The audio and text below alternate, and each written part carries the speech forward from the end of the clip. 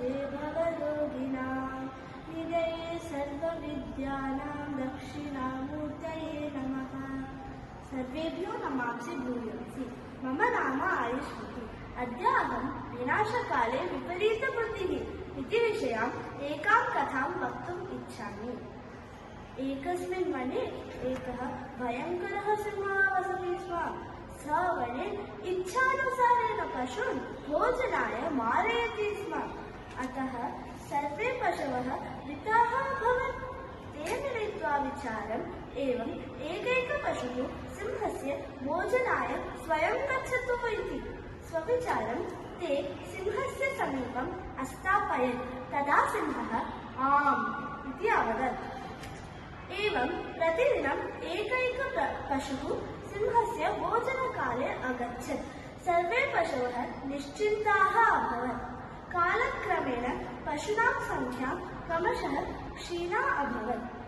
एकस्मिन् दिवसे एकस्य शशस्य वारः आसीत्। सः विलम्बेन सिंहसमीपम् अगच्छत्। तस्य अल्पशरीरेण विलम्बेन आगमेन च सिंहः कुपितः अभवत्। सिंहः अवदत्, रे दुष्ट, कथं त्वम् एकाङ्के विलम्बेन च आगतः? बुद्धिमानशशकः अवदत्, राजन्, कोपं मा कुरु। एकः अन्यसिंहः मार्गे मिलितः। सः गुहायां तिष्ठति। सिंहः अवदत्, कुत्र सः? नय मां तत्र, हनिष्यामि तं दुष्टम् इति। बुद्धिमानशशकः सिंहं कूपसमीपं नीतवान्। सिंहः तस्य प्रतिबिम्बं दृष्ट्वा, ओ, एकः अन्यसिंहः अस्ति इति मत्वा कूपे कूदितवान्, मृतवान् च। विपरीतबुद्ध्या सिंहः कूपे मृतवान्।